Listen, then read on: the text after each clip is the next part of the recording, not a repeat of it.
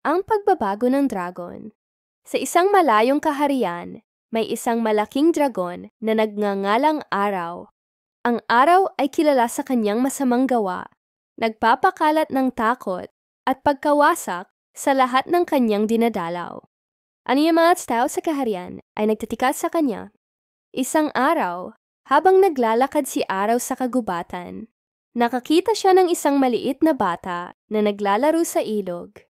Ang bata ay hindi pa nakakita ng dragon, kaya't hindi siya natakot. Sa halip, tinawag niya si Araw na kaibigan. Nagulat si Araw sa pagtawag ng bata. Hindi siya sanay sa ganitong pagtrato. Unang beses sa kanyang buhay, nakaramdam siya ng pagmamahal at pagkakaroon ng kaibigan. Simula noon, nagbago ang puso ni Araw. Nagsimulang tumulong siya sa mga tao sa kaharian. Nang may nagbalak na magnakaw sa kaharian, nagtangkang hadlangan ni Araw ang mga magnanakaw. Ginamit niya ang kanyang malakas na pakpak upang ipigil sila. Amiyasustas paisumtaon namsans.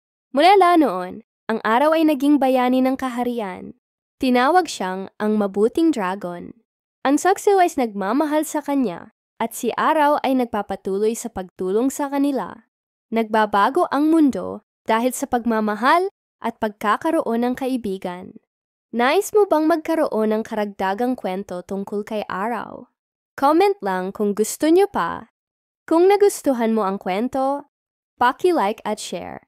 Huwag din kalimutan mag-subscribe sa channel. Salamat!